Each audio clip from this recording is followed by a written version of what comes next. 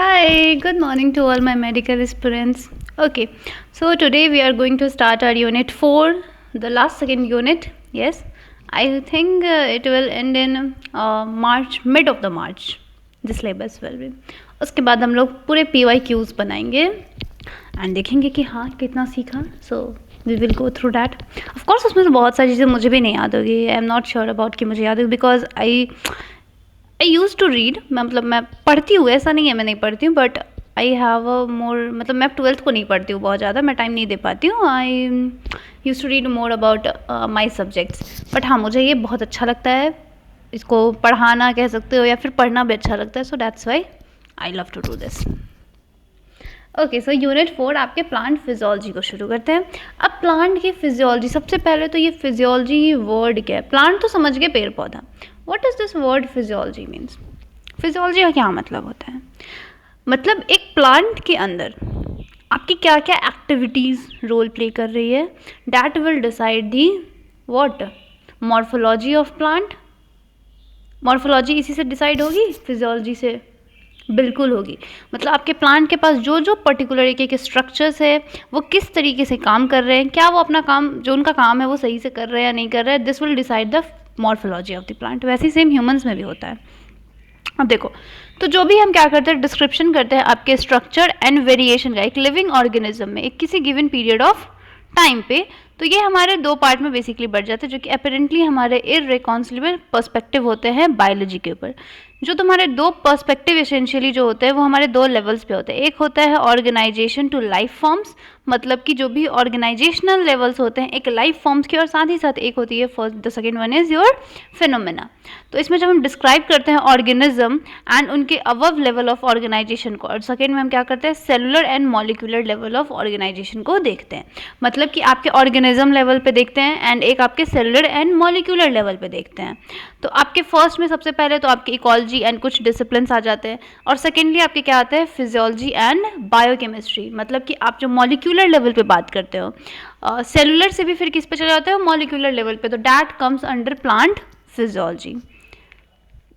और इसका डिस्क्रिप्शन हम क्या, डिस्क्रिप्शन हमारे फिजियोलॉजिकल प्रोसेसेस का. तो एक फ्लावरिंग प्लांट्स में जैसे एग्जांपल देखें तो क्या इस चैप्टर्स में जो इस यूनिट में दिया तो जो भी प्रोसेस ऑफ फोटोसिंथेसिस, रेस्पिरेशन कैसे हो रही है, अल्टीमेटली आपके प्लांट ग्रोथ कैसे हो रहे हैं एंड उसके डेवलपमेंट, तो इसको किस में डिस्क्राइब किया गया आपके मॉलिक्यूलर टर्म्स में. बट किसके कंटेक्स्ट में, तो in the context of cellular activities एक ऑर्गेनिज्म के लेवल पे बताया गया. मतलब आपके मॉलिक्यूल्स का क्या इंटरेक्शन है. मतलब यहाँ पे हम किसको देखेंगे, biochemistry, that is biology plus chemistry, और उसके साथ हमारी फिजियोलॉजी होगी. मतलब प्लांट में कैसी एक्टिविटीज़ टेक प्लेस कर रही है. तो ये दोनों का कॉम्बिनेशन है. वेर एवर आपके रिलेशन अगर मैं बात करूँ फिजियोलॉजिकल प्रोसेसेस का एक इन्वायरमेंट से, तो इसको भी डिस्कस यहाँ पे किया जाएगा कि मतलब आपके इन्वायरमेंट में ये फिजियोलॉजिकल जो प्रोसेसेस हो रहे हैं प्लांट्स के अंदर, how is this going on, तो इसके बारे में भी इस यूनिट में हमें पढ़ना है. तो इसमें बेसिकली आपके 3 चैप्टर्स हैं, photosynthesis in higher plants, respiration in plants, plant growth and development के बारे में. ठीक है, फोटोसिंथेसिस तो सबने बचपन में पढ़ा होगा, है ना. अब देखिए आपके एक साइंटिस्ट का नाम दिया हुआ है मेल्विन कैल्विन, जो कि बॉर्न कब हुआ था, Minnesota in April 1911. Received his PhD in chemistry from the University of Minnesota. He served as professor of chemistry at the University of California, Berkeley, just after World War II. When the world was under shock after Hiroshima and Nagasaki bombings and seeing the ill effects of radioactivity, Kelvin and co-workers put radioactivity to beneficial use. मतलब इन्होंने क्या किया, जो भी war हुई उसके बाद world war second के बाद इन्होंने इसको इनके को-वर्कर साथ में मिल करके रेडियो एक्टिविटी को कुछ अच्छे यूज़ के लिए ढूंढा. जैसे कि क्या, so he along with J.A. Basham studied reactions in green plants, forming sugar and other substances from raw materials like carbon dioxide, water and minerals. और इसको लेबल करके by the carbon dioxide C14, Kelvin proposed that plants change light energy to chemical energy. Kelvin ने ही बताया कि आपकी जो light energy होती है, मतलब प्लांट जो क्या कर रहा है, फोटोसिंथेसिस कर रहा है, दैट इज द प्रोसेस जिसमें आपकी लाइट एनर्जी किस में चेंज हो जाती है, केमिकल एनर्जी में. बट किसके हेल्प से, तो by transferring an electron in an organized array of pigment molecules and other substances. और ये जो मैपिंग थी आपकी पाथवे ऑफ कार्बन एसिमुलेशन की फोटोसिंथेसिस में, ये photosynthesis earned him Nobel Prize in 1961, and at that time he got a Nobel Prize in this. और जो principle of photosynthesis as established by Kelvin are at present being used in studies on renewable source for energy and materials and basic studies in solar energy research. और जो ये principal का इस्तेमाल किए मतलब light energy को chemical energy में convert करना, और अभी भी क्या हो रहा है, हम लाइट एनर्जी को किस में यूज़ करते हैं, इलेक्ट्रिकल एनर्जी में कन्वर्ट कर लेते हैं कि नहीं कर लेते हैं। वैसे ही इसी तरीके से इनकी ही वजह से हमें समझ में आया कि एक एनर्जी को दूसरे फॉर्म ऑफ एनर्जी में कन्वर्ट हम कर सकते हैं। And he get to understood from where, from the Hiroshima and Nagasaki bombings, उनको वहाँ से समझ में आई थी। From there that concept generated inside him, जब उनको वहाँ से ये चीज़ समझ में आई, then he use the experiment and then he proved कि हाँ, हम एक केमिकल एनर्जी को दूसरे केमिकल मतलब एक एनर्जी को हम दूसरे फॉर्म ऑफ एनर्जी में चेंज कर सकते हैं। तो जैसे कि प्लांट कर रही है लाइट एनर्जी को केमिकल एनर्जी में, वैसे ही सोलर एनर्जी क्या करती है, लाइट एनर्जी को किस में चेंज कर देती है, इलेक्ट्रिकल एनर्जी, इलेक्ट्रिसिटी प्रोड्यूस कर देती है ना, बिल्कुल।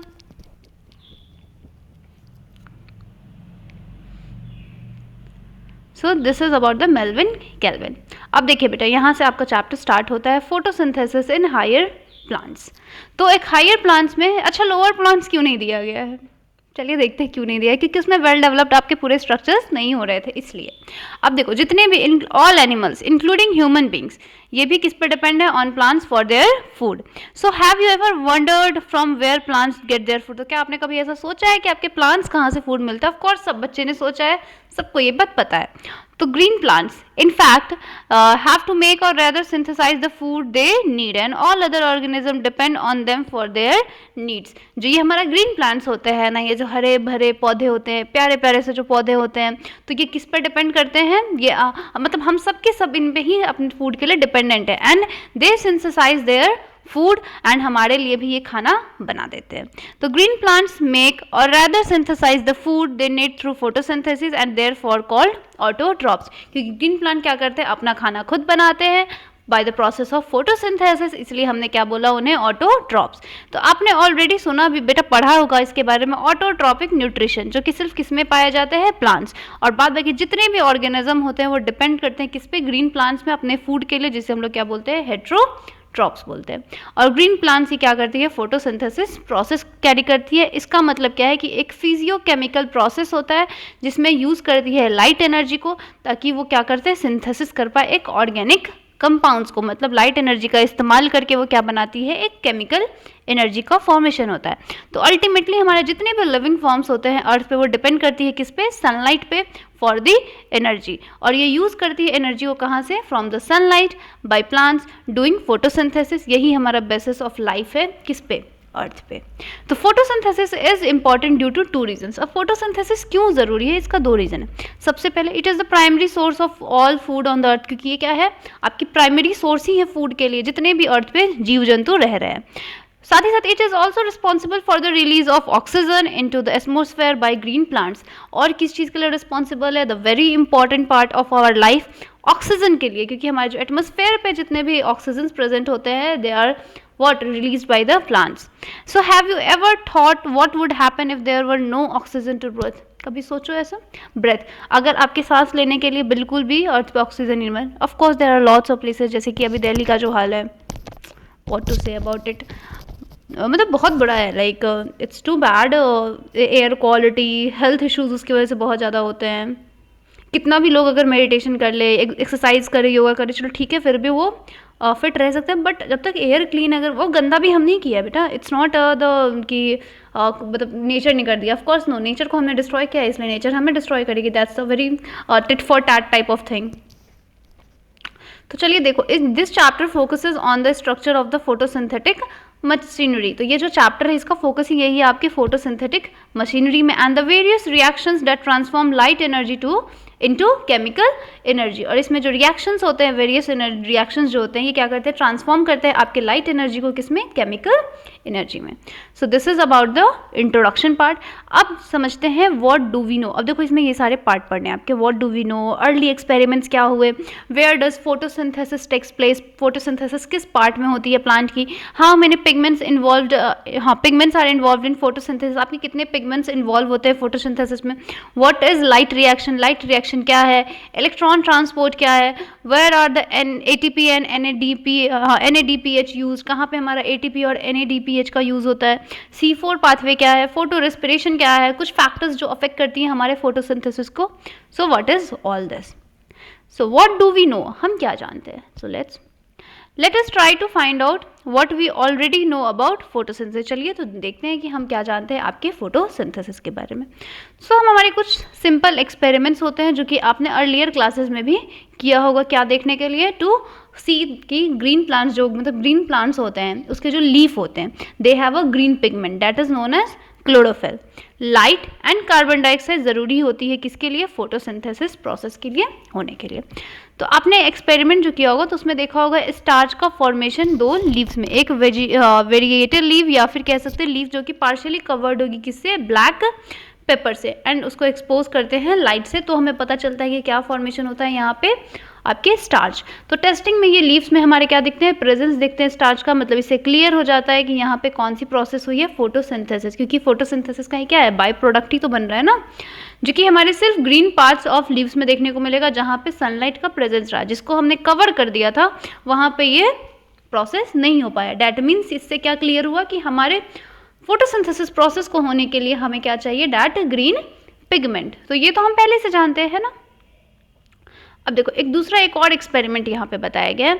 सो another experiment you may have carried out where a part of leaf is enclosed in a test tube containing some KOH soaked cotton, जो कि एब्जॉर्ब करेगी किसको? CO2 को, और दूसरे पार्ट को एक्सपोज कर दिया गया है एयर से, और वो टेस्ट करेगी किसके प्रेजेंस को? स्टार्च को. मतलब हाँ, तब उसको लाइट में रख दिया गया है कुछ समय के लिए, एंड देन हम जब टेस्ट करते हैं तो two parts of the leaf, तो आपको देखने को मिलेगा जो एक्सपोज पार्ट होते हैं लीफ के वो क्या होते हैं? टेस्टेड पॉजिटिव होते हैं स्टार्च के लिए, लेकिन जो ट्यूब में थे वो पॉजिटिव शो नहीं करते. मतलब कि वो क्या शो करते हैं? Tested negative. तो इससे हमें ये पता चलता है कि जो CO2 है वो भी रिक्वायर्ड है किसके लिए? फोटोसिंथेसिस के लिए. तो क्या आप इस कंक्लूजन को समझा पाओगे? बिल्कुल.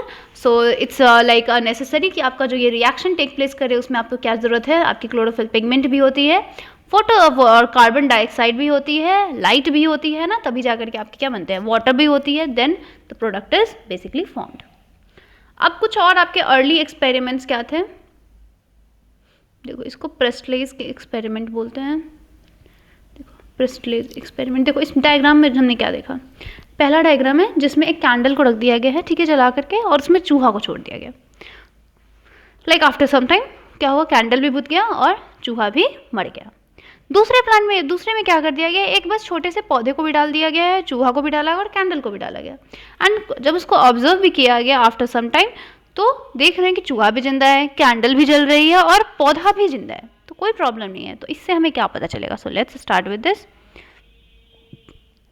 So it is an interesting to learn about those simple experiments that lead to a gradual development in our understanding of photosynthesis. तो बहुत मजा आएगा इसको समझने में कि एक सिंपल एक्सपेरिमेंट हमें कैसे पता चल सकता है कि फोटोसिंथेसिस ही वो प्रोसेस है जिसके वजह से आपके प्लांट जो है वो क्या कर रहे हैं? आपके ऑक्सीजन को प्रोड्यूस कर रहे हैं, अपने फूड को बना रहे हैं. तो एक हमारे जोसेफ प्रेस्टली करके एक साइंटिस्ट थे इन 1973 टू 1804, जो कि 1970 में इन्होंने एक क्या किया?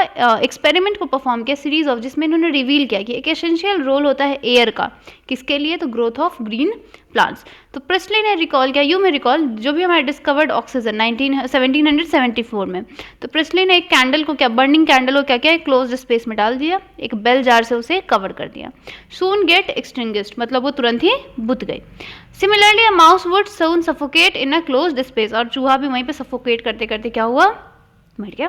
सो he concluded that a burning candle और an animal that breathe the air but both somehow damage the air. But when he placed a mint plant, उसमें क्या किया उन्होंने? एक मिंट प्लांट को डाल दिया सेम बेल जार में. He found that the mouse stayed alive and the candle continued to burn. जो कैंडल थी वो भी कंटिन्यूअसली क्या हो रही थी? जल ही रही है, वो भी नहीं बुझी. सो प्रेस्टली hypothesized as follows: plants restore to the air whatever breathing animals and burning candles remove. मतलब प्लांट क्या कर रही थी? रीस्टोर कर ले रही थी जो भी वहाँ से बर्निंग कैंडल से क्या कर रहे थे? फ्लेम्स निकल रहे थे, मतलब एयर निकल रही थी, और साथ ही साथ जो एनिमल हमारा ब्रीथ कर रहा था. तो can you imagine how Priestley would have conducted the experiment using a candle and a plant? सोचो कैसे किया होगा. So remember he would need a rekindle the candle to test whether it burns after a few days. How many different ways can you think of to the light the candle without disturbing the setup? और कितने तरीके से आप इसमें कर सकते हैं बिना इसको डिस्टर्ब करते हुए. तो देखो एक similar step as the ones used by Priestley. जो सेम आपके प्रेस्ली ने यूज़ किया सेम इसी तरीके से, but by placing it once in a dark and once in a sunlight. आप क्या कर सकते हो कि एक बार उसको सनलाइट में और एक बार उसको अंधेरे में डाल करके। तो Jain Eisenberg house showed that the sunlight is essential for the plant process that somehow purifies the air fouled by burning candles or breathing animals. And Ignis House ने ही बताया कि एक एलिगेंट एक्सपेरिमेंट है, एक हमारे एक्वेटिक हम प्लांट पे भी करते हैं, showed that in a bright sunlight small bubbles were found around the ground green plants while in dark they did not. मतलब एक बबल्स का भी फॉर्मेशन होता है ग्रीन प्लांट्स के around even in the aquatic plant, मतलब जो पानी में रहते हैं। Later he identified these bubbles to be of oxygen, वो क्या बनती है oxygen, hence he showed that it is the only green part of the plants that could release oxygen. और फिर यहीं से क्या कन्फर्मेशन होता है कि ग्रीन प्लांट का आपका मतलब हाँ ग्रीन पार्ट ही जो होता है प्लांट का वो सिर्फ क्या करता है ऑक्सीजन को रिलीज आउट करता है। ठीक है,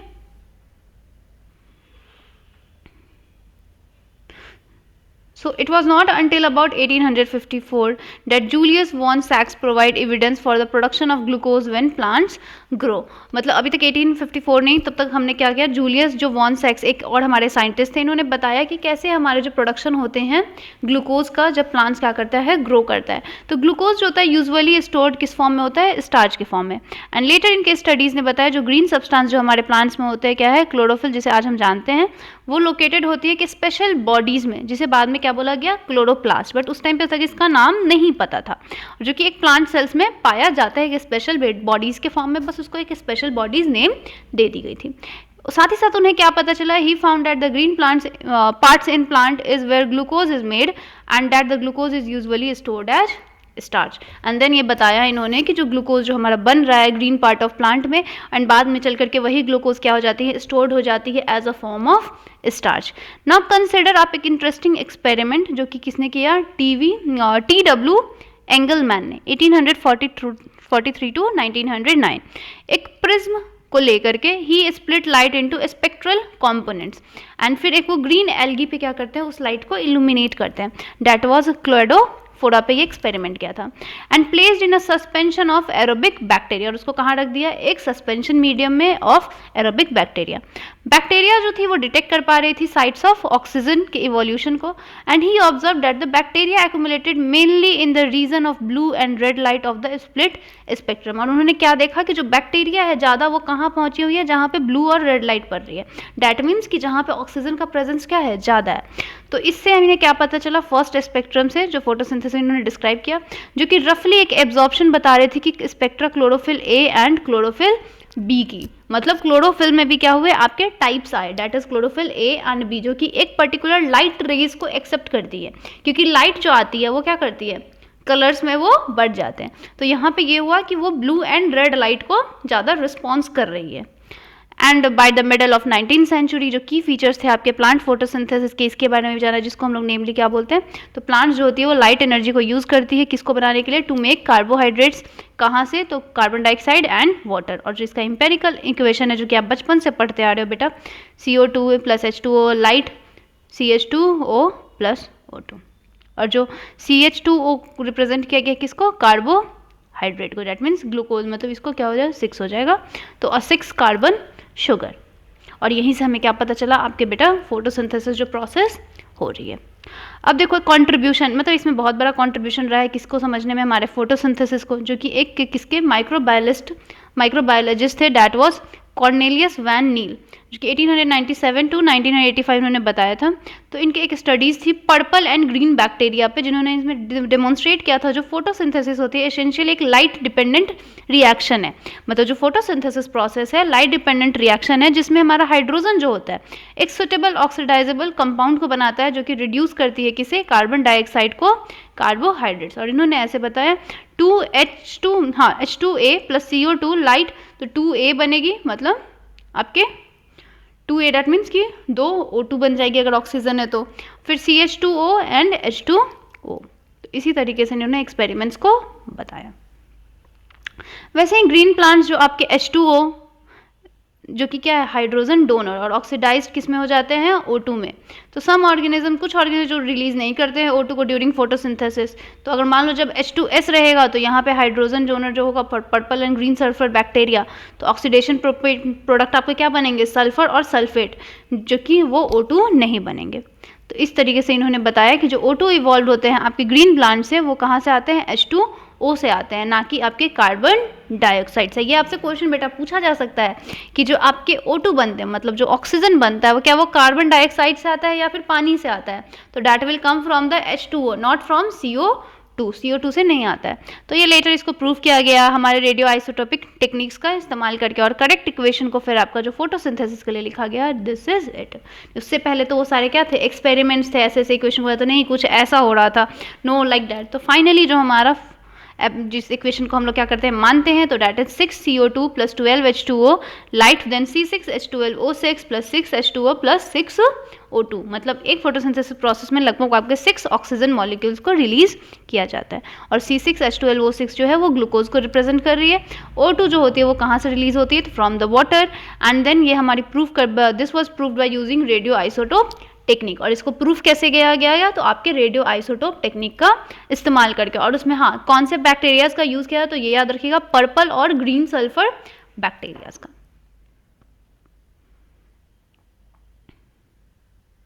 हाँ, और एक चीज और कि ये एक not a single reaction but description है आपके मल्टी स्टेप प्रोसेस का, जिसे हम लोग क्या बोलते हैं, फोटोसिंथेसिस। तो क्या आप एक्सप्लेन कर सकते हो why 12 molecules of water as substrate are used in the equation given below.